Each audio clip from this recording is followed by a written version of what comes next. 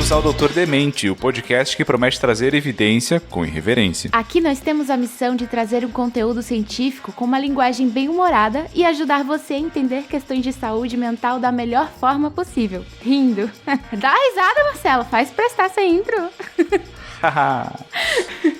Ok, tá valendo. É muito cedo da manhã pra estar animado, mas vamos lá. Vocês acham que vida de podcast é fácil? A gente tá aqui segunda de manhã gravando. Pois é.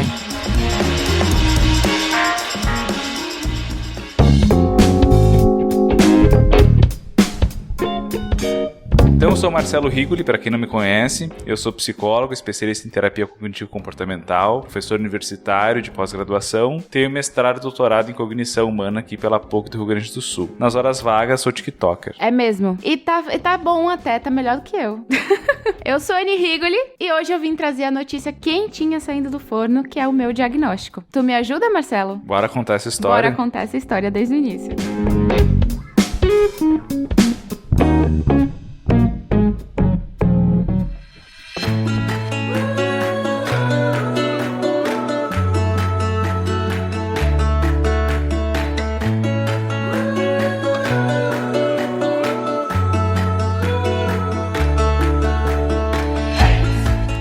Então, a gente veio nessa saga aí de entender as coisas que te atrapalham no dia a dia, que atrapalham de tu ser tudo que tu gostaria de ser, vamos dizer assim. Sim. Né? E eu peguei o bonde andando, eu peguei assim a metade da última década.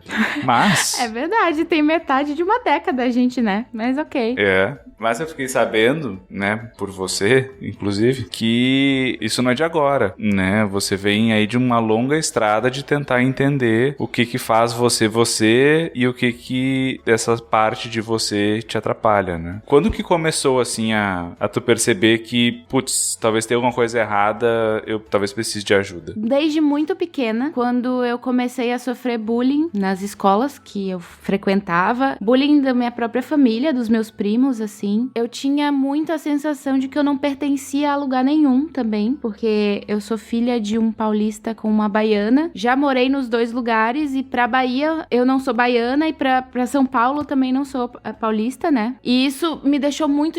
Sempre foi uma coisa que me deixou desconfortável, esse sentido de não pertencer a lugar nenhum, né? E, em consequência disso, eu comecei a... Ai, meu Deus, eu me atrapalhei no meu pensamento aqui, é porque eu comecei a lembrar da minha vida, assim, e aí vem umas memórias bem bizarras, assim, principalmente da época de bullying, né? Porque eu sempre fui uma pessoa do free sharing. Eu sempre não tive filtro, eu nunca... Assim, só depois de tomar umas belas porradas da vida que eu aprendi a ficar quieta. Mas eu sou aquele tipo de pessoa que você sabe bem, né, amor? Eu comento as coisas e eu não penso se eu vou machucar a pessoa, porque eu acho que a pessoa vai entender que o que eu tô falando ali não tem nenhum julgamento de valor. Mas não é assim que funciona na vida, na sociedade, né? E aí eu comecei a ter alguns episódios depressivos também. Eu sofri alguns traumas na minha vida. Isso é bem importante pontuar, né? Ao longo da minha vida, eu tive alguns traumas. Isso faz com que eu tenha o TEPT complexo, que é a especialidade do nosso queridíssimo Marcelo, né? O foda é que uma pessoa tão massa e tão especialista no assunto não pode me tratar porque é meu marido, né? É por ironia do destino. Por ironia do destino. Mas eu não sei até onde isso não foi bom, hein? Porque a maioria dos relacionamentos que eu tive tinha muito julgamento sobre como eu agia, né? E você sempre foi muito tranquilo comigo, assim. Tu sempre me fez entender que não era eu que tava errada. Que eu não era errada em ser eu. E isso pra mim é muito importante até hoje. Olha, eu começo a chorar quando...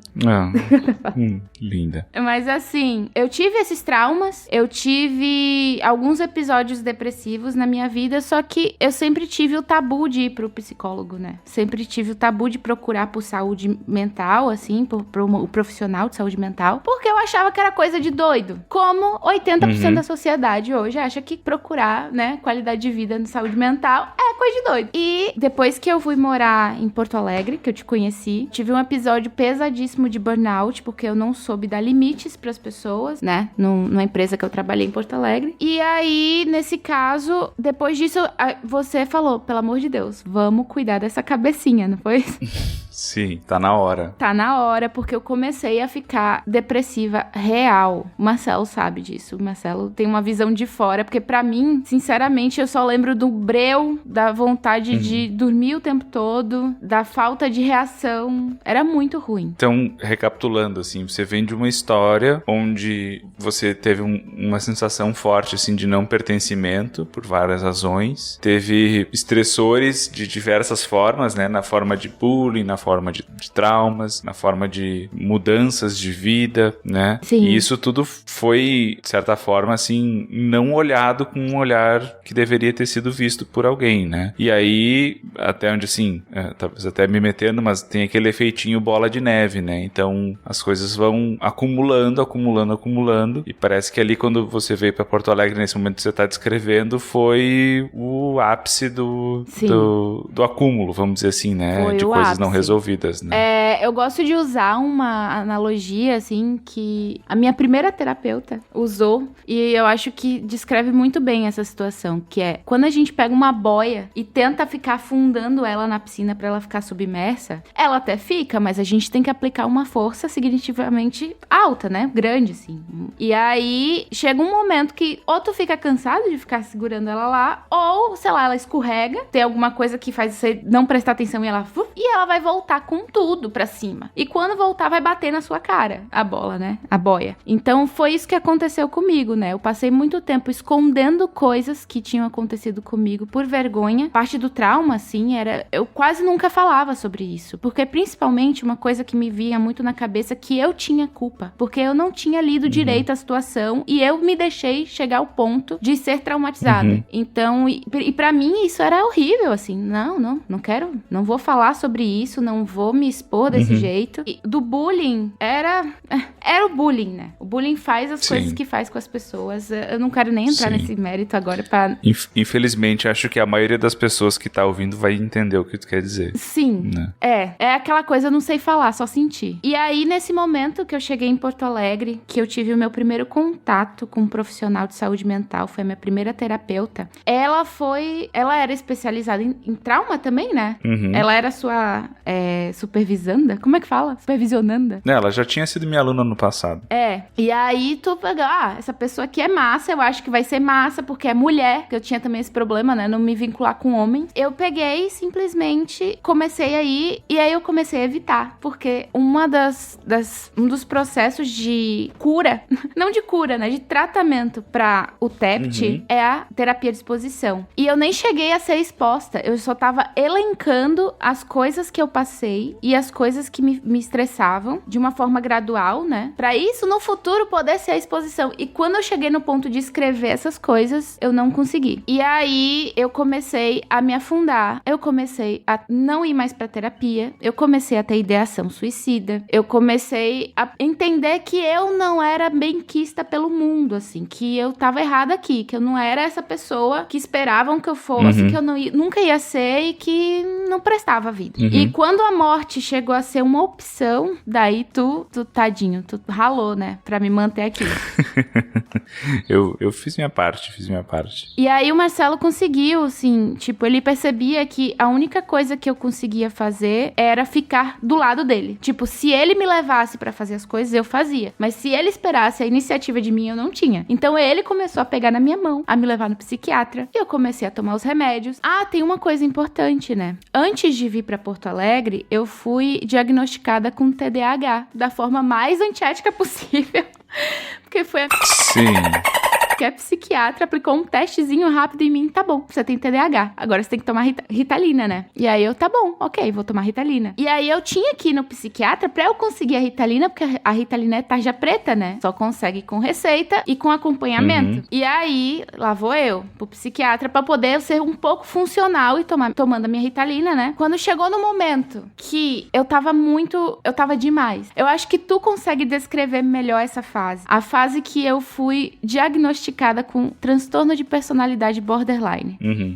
Assim, foi o maior low, assim, né? Foi o maior vale, assim, pelo menos que eu te conheço. E tinha, assim, essa depressão mais intensa, né? E isso, assim, olhando pra trás, a gente entende o que estava acontecendo, mas na época realmente fazia muito sentido, né? O border, né? Que fazia sentido. Isso, né? Então, assim, com história de vida, com sintomas, com tudo. Inclusive, tu se juntou com uma amiga próxima nossa, uma queridíssima, a Ana, beijo Ana, que é especialista em DBT, que chegou, né, olha, vamos encaminhar ela pra alguém pra tratar o border, porque provavelmente ela tá com border, você concordou, e na época o meu psiquiatra também concordou, que eu tinha border. E aí, eu comecei a ter um luto, porque como assim eu tenho um transtorno de personalidade borderline, famoso cluster B, né, que você pode explicar melhor do que eu, que é um cluster B. Os transtornos de personalidade, eles são divididos em 3 agrupamentos, né? E cada um deles tem uma característica geral. Tem o A, o B e o C. O B é o do meio, né? Onde está o transtorno borderline de personalidade, junto com alguns outros ali que têm características mais em comum. Mas todos eles, né? Os de personalidade têm essa característica de ser algo meio que vitalício, assim, né? Pegou, já era. É uma coisa que a gente... Não que pegue, né?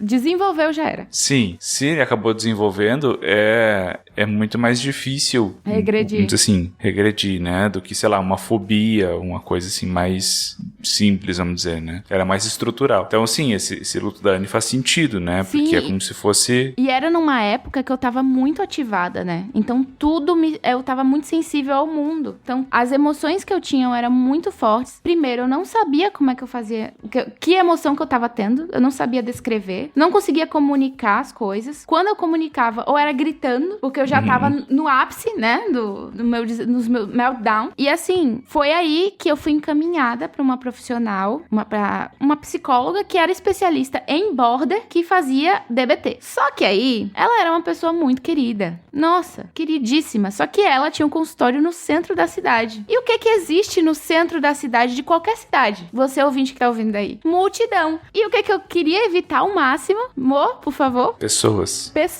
Eu não queria ver ninguém na minha frente. Então, assim, eu comecei a evitar, porque eu tava sendo exposta a uma coisa que eu não queria, que não me ajudava. E aí, parei de ir. E aí veio a pandemia. E a gente acabou se mudando, né, de Porto Alegre. A gente veio morar no interior com os meus sogros. E ficando muito tempo dentro de casa, foi aí o momento que eu percebi que eu precisava de ajuda. Que eu não tava vivendo, eu tava sobrevivendo. Só existindo.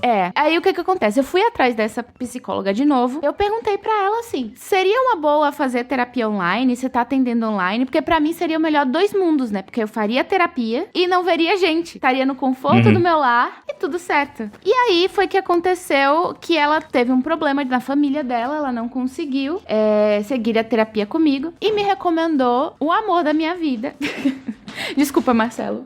Ela recomendou o Ramiro Catelan, que é meu ex-terapeuta, com muita dor no coração, que eu digo isso, que ele é meu ex-terapeuta. Mas ele é especialista em DBT, né? E aí ele pegou o meu caso como sendo um caso de border. E o tratamento ouro pro border é a DBT, né? Que é a terapia comportamental dialética. Muito bem! Que tá presente agora na série da She-Hulk, né? Que ela comenta essa daí, a mesma que eu fiz. E essa terapia, ela envolve um treino de habilidades sociais. E aí eu fiz 6 meses esse treino com mais 8 pessoas, se eu não me engano. E a cada módulo novo que entravam ou saíam pessoas que já tinham completado, ou entravam novas pessoas, ou ambos também, né? Foi aí que eu fiz o grupo do DBT. E nesse grupo a gente aprende 4 módulos, né? E um dos mais importantes pra mim foi o de interação social. Eu não lembro o nome dos módulos, assim, efetividade interpessoal. Isso, muito obrigada, meu amor. Por isso que você tá aqui nesse podcast.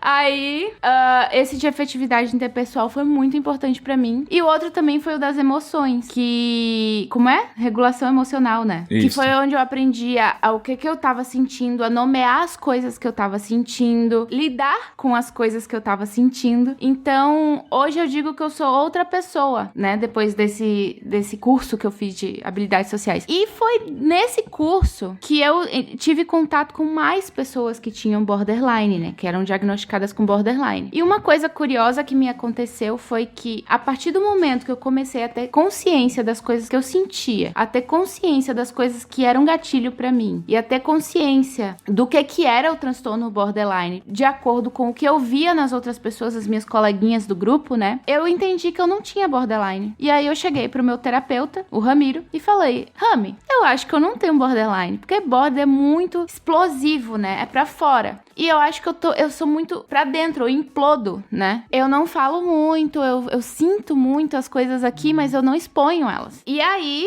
uma coisa que ele concordou comigo. Ele falou: eu também acho que tu não tem. Eu acho que talvez essa sua desregulação emocional possa ser alguma coisa do TDAH. Que faz sentido, né? Porque o TDAH, não sei se a galera que tá ouvindo sabe, mas ele faz parte de um guarda-chuva da neurodivergência, né? Então, a neurodivergência é...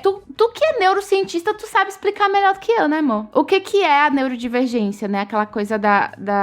Ah, eu não sei. O que é a neurodivergência, Marcelo? Neurodivergência é, então, um termo guarda-chuva aí que compreende uma série de formas, vamos dizer assim, de ser, que algumas são compreendidas como diagnósticos, né? Então, o TDAH tá aí, o transtorno do espectro autista tá aí, né? Então, são formas de ser que são diferentes, né, um pouco da norma, da maioria, mas que há-se o argumento, né, de que talvez não seja exatamente um diagnóstico, né, mas uma forma diferente de encarar o mundo, de se perceber as coisas, de interagir.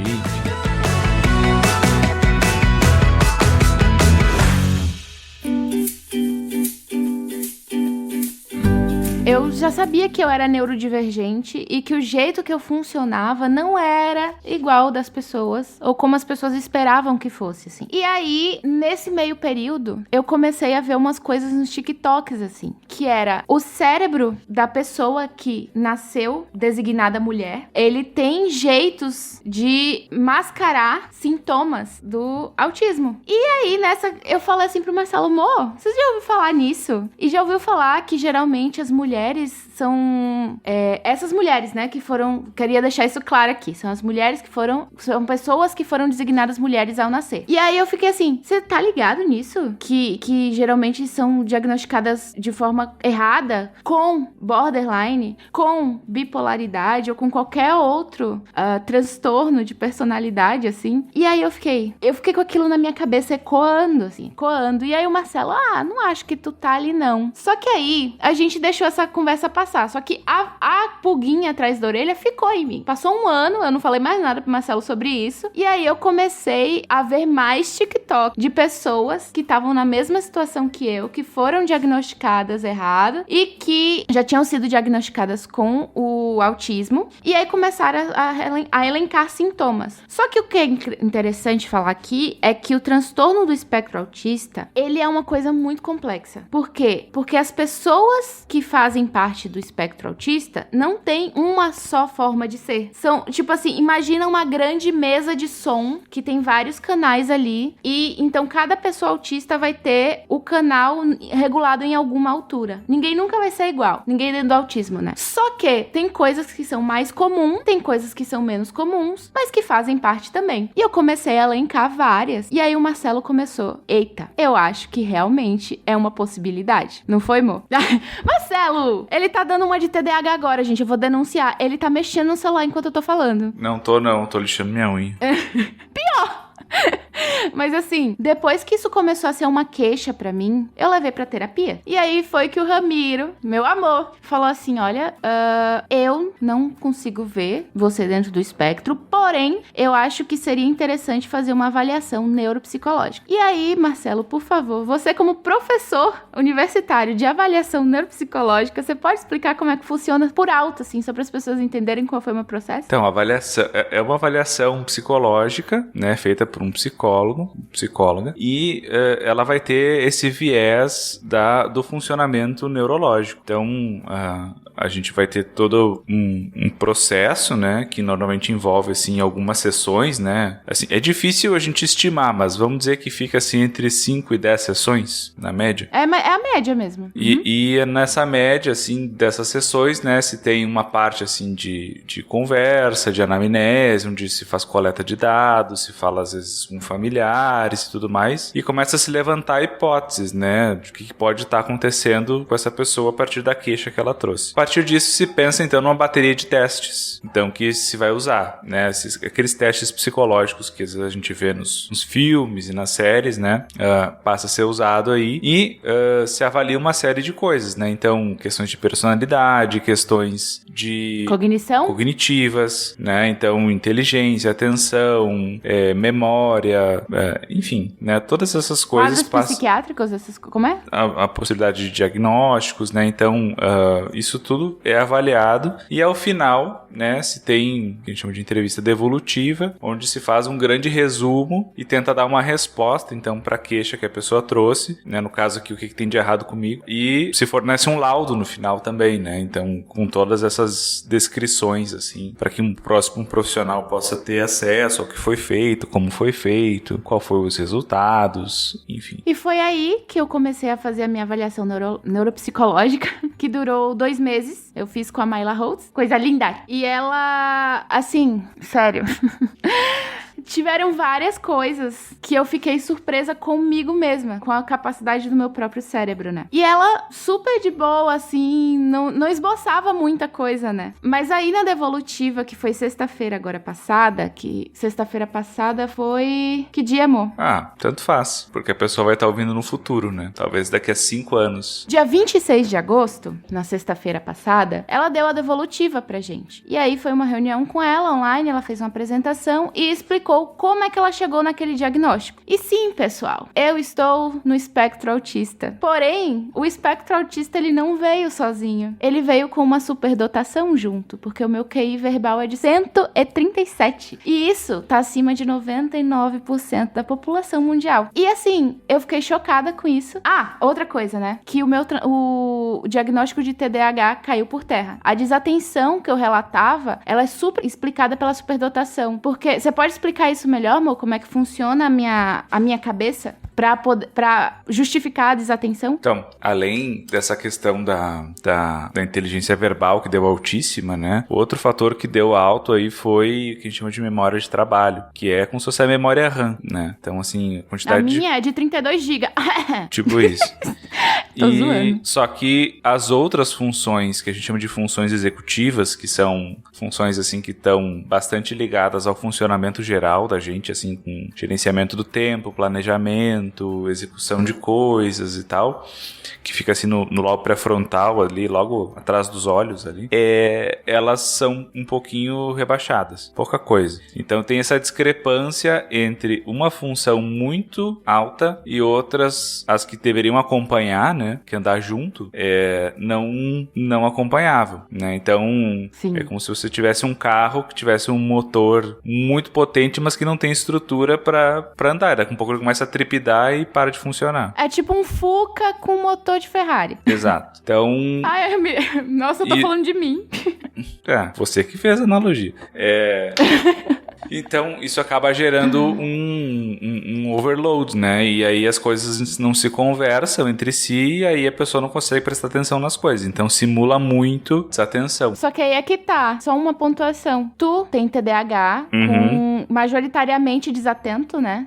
E eu sempre via que tu era desatento demais. Eu achava que tu era exacerbado, assim. E que eu tava numa quantidade normal de desatenção para o TDAH e você era demais. Só que aí, a gente chegou na conclusão de que tu é normal no TDAH, tua desatenção é normal. Só que a minha não é do TDAH. Por isso que não era a mesma coisa, que a gente não se identificava tanto com a questão da desatenção, porque a minha era muito menor do que a tua. E aí, outra coisa que que também acontece, né, que também dá essa confusão, é a questão da impulsividade. Então, uma outra coisa que estava rebaixada ali junto é essa questão dos freios, né, a questão de conter o comportamento, né, ou a fala, enfim, o pensamento, inclusive. Então, assim, tinha um pé no acelerador do pensamento e o freio não funcionava bem, né? Então, acelerava muito bem, mas na hora de parar é difícil. A receita pra dar errado, né? O diagnóstico do transtorno do espectro autista e das altas habilidades de superdotação justificavam todos esses sinais que eu tava dando que antes foram confundidos com TDAH. Então, por isso que não fazia mais sentido eu ter TDAH, né? Então, caiu por terra esse diagnóstico. E agora, eu sou oficialmente da comunidade autista. Eu, sinceramente, não quero falar aqui neste episódio sobre o que me faz ser autista, porque eu vou deixar esse convite aqui no ar, que é pra ela não negar. Eu quero chamar a Amanda Ramalho, nosso neném, que tem esquizofrenóias, e recentemente ela foi diagnosticada com TEA, e a gente pôde acompanhar com ela esse início, né? Então, tipo, ela tá um pouco mais na minha frente, e aí eu queria trazer ela aqui pra gente falar sobre as coisas que nos fazem autistas e que nos diferenciam uma das outras, assim, pra vocês terem mais uma noção, porque é importante, sim, eu falar sobre as coisas que me fazem ser autista, porque pode ser que aconteça com outra pessoa, como aconteceu comigo, de tipo, dar aquele estalo, mas não é interessante que eu seja tomada como a regra, porque não existe regra. A regra é não ter regra.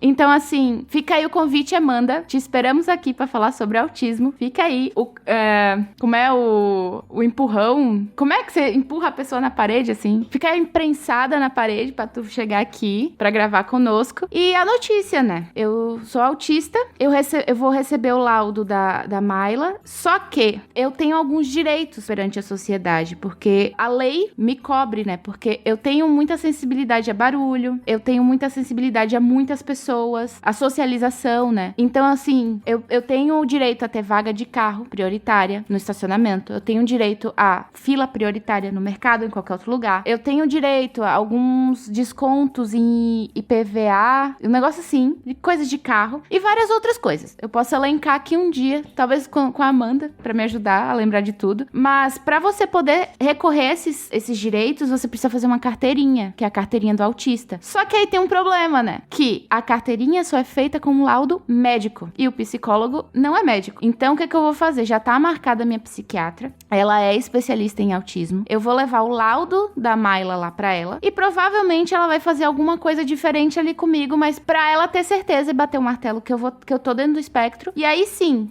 quando ela me der o laudo, eu vou poder fazer a minha carteirinha de autista. Mas é isso, como eu prometi, que eu viria aqui falar assim que eu tivesse um diagnóstico, eu tenho esse diagnóstico, e tem uma curiosidade também, né? É bem comum que pessoas que estão dentro do espectro autista se casem ou tenham relacionamentos duradouros com pessoas que têm TDAH. Por quê? Porque a flexibilidade cognitiva da pessoa que tem TDAH ajuda a pessoa que tem o autismo, né? E como é que eu posso dizer? A inflexibilidade do autismo ajuda a pessoa que tem TDAH. Então, tipo, é uma mão lava a outra e as duas estão de mão dada. Tentei fazer um trocadilho aqui, mas eu não sou você. Com sabonete no meio. Não tem nada a ver.